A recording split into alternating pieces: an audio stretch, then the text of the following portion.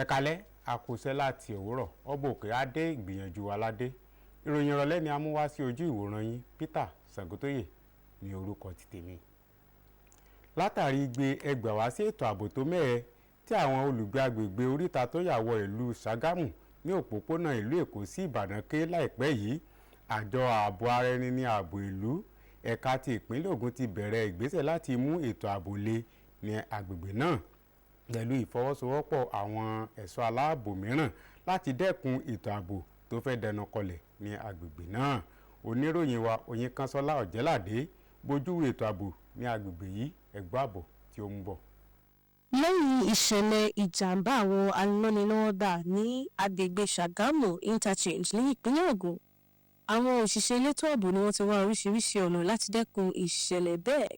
Lára àwọn ìgbésẹ̀ yìí ni ètò ìpàdé àwọn alẹ́nulọ́rọ̀ èyí tí àjọ ẹ̀ṣọ́ ara ẹni láàbò ìlú gbé kalẹ̀, eléyìí tó dá lé lórí ọ̀nà àti àbáyọ lórí àwọn ìpèníjà tí ó ń dojúkọ ọ̀nà náà.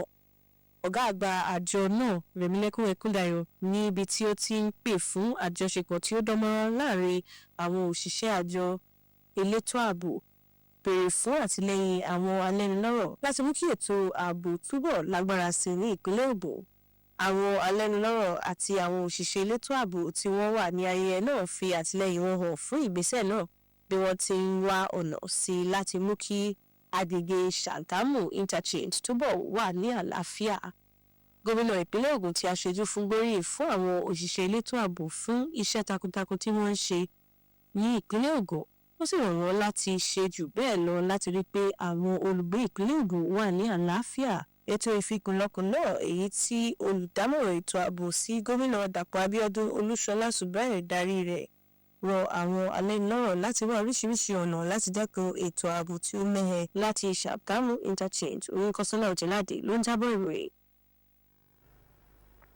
Ètò ààbò tó péye lẹ́nu iṣẹ́, ìmóríyá, ìbọ̀wọ̀ fún ohun ìbuyì fúnni lẹ́nu iṣẹ́ ẹni wọ̀nyí pẹ̀lú àwọn mìíràn ní ẹ̀tọ́ tí àwọn òṣìṣẹ́ yẹ fún ní ẹnu iṣẹ́ wọn.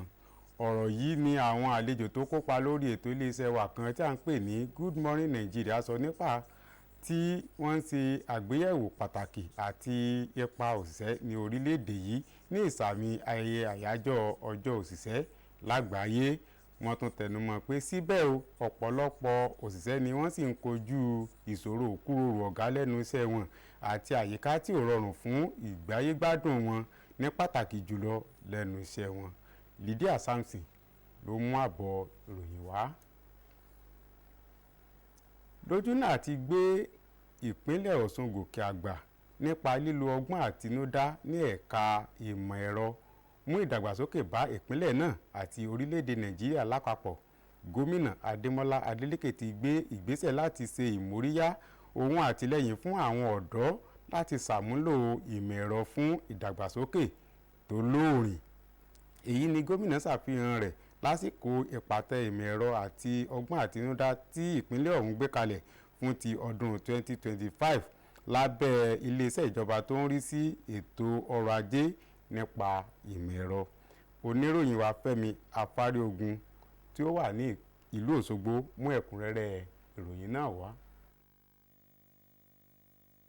Ètò ẹ̀rọ díjítà tuntun tí ìjọba ìpínlẹ̀ Ọ̀ṣun gbé kalẹ̀ ni ó ṣe àfihàn ọgbọ́n orí àti ọ̀nà láti jẹ́ wípé àǹfààní ìmọ̀ ayélujára ó gbọ́nà tún yọ ní ìpínlẹ̀ Ọ̀ṣun, eléyìí tí gómìnà Adémọ́lá Adélékè ń gbà lérògbà nípínlẹ̀ Ọ̀ṣun.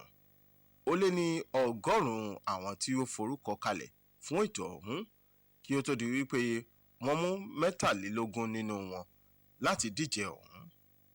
Láti inú iṣẹ́ ọ̀gbìn sí ẹ̀kọ́, àwọn ọ̀dọ́ wọ̀nyí tó kópa nínú ìdíje yìí ń dojúkọ àwọn ìṣòro tó pọ̀ jùlọ lórílẹ̀-èdè Nàìjíríà àti nípínlẹ̀ Ọ̀ṣun pẹ̀lú ọgbọ́n àbínibí àti ọgbọ́n ẹ̀rọ ayélujára láti yanjú wọn.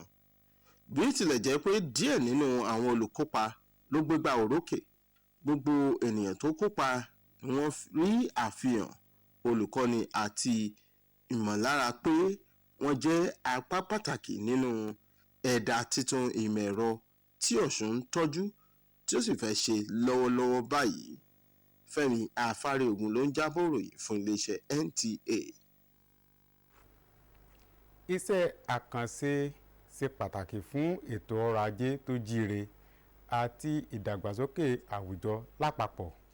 Wọ́n ṣàpèjúwe àkànṣe iṣẹ́ ní oníranran tó ń lọ lọ́wọ́ káàkiri orílẹ̀-èdè yìí bí ìjọba tó wà lóde báyìí ṣe mú títún àwọn ọ̀nà tó bàjẹ́ ṣe àti líla àwọn ọ̀nà tuntun mìíràn lọ́kùnkúndùn, èyí tí yóò mú ìdàgbàsókè bá ètò ọrọ̀ ajé ní orílẹ̀-èdè yìí gẹ́gẹ́ bí àfojúsùn ìjọba tó wà lóde báyìí.